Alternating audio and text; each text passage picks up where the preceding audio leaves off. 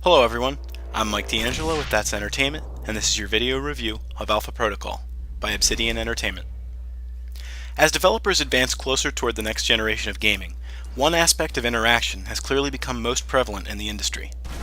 The theme of choice has had no greater meaning than through the latest games and iterations of franchises. From Oblivion and Fable, where acts of good could paint you as a noble hero, to games like Knights of the Old Republic and Mass Effect, where an evil streak could violently shift the course of history. With that in mind, even though the concept of choice in gaming was not new, Obsidian Entertainment embraced the theme wholeheartedly with Alpha Protocol. The game does not casually rely on choices to make subtle changes in mood and subplot.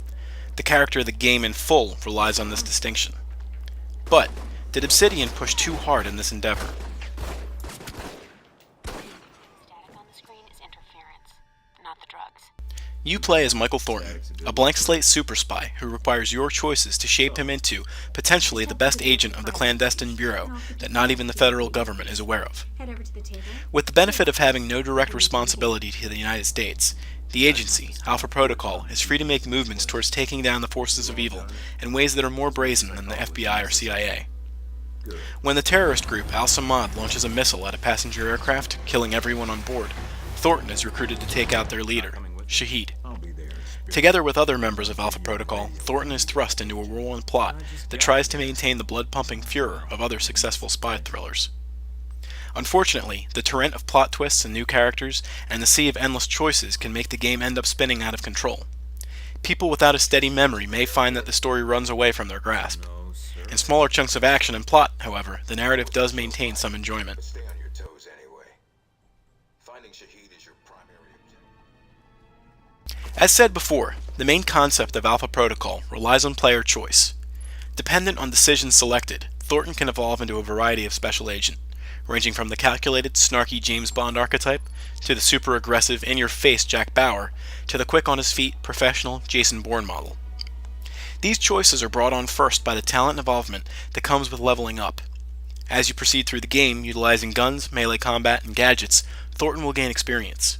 When he gets enough, he gains a level up, as in most RPGs. Just as in some of those games, leveling up has more rewards than just a bump in hit points and bragging rights. In Alpha Protocol, you get to distribute points towards advancement in several paths that augment your sneaking abilities, your gunplay, or your proficiency in technology and gadgets. The choices don't end there, though. Conversations play a large part in the game, and the structure is broken up into timed segments that allow you to choose how to relate to people. You can prefer to use any of the tried and true methods of those other super agents previously mentioned.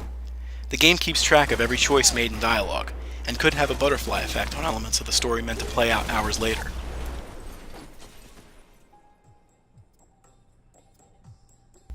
Whereas certain portions of the game were pushed fairly hard toward being a strong showing, such as the in-depth gameplay, certain other elements of Alpha Protocol are decidedly lacking.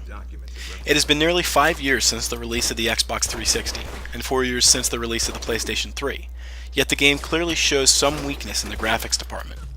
It isn't as drab as, say, Dragon Age Origins, but it definitely could have been better. The auditory portion of the game doesn't fare much better, unfortunately. While the game can be given credit for the wide array of content and vocal responses from its cast of characters, the voice work does seem a little half-baked. The sound and music are equally as forgettable, though not so bad that it actually ruins the experience.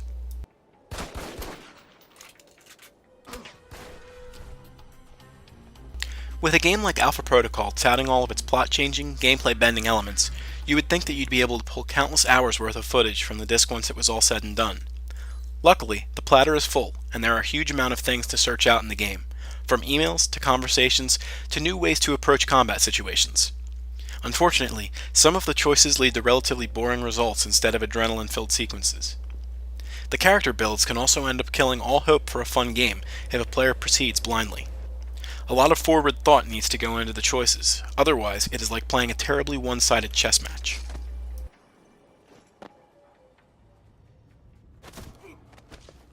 With a collection of wildly popular, intense spies that it emulated, this game had the potential to steal away an incredible piece of undercover gaming history. Instead, it just feels like a generic-looking and sounding game with several good concept ideas. With a fuller, more robust presentation, Alpha Protocol could have been one of the best games of 2010. As it stands, the game is just another release that should have stayed in the shadows until it was ready to emerge. That's Entertainment awards Alpha Protocol a score of 7 out of 10.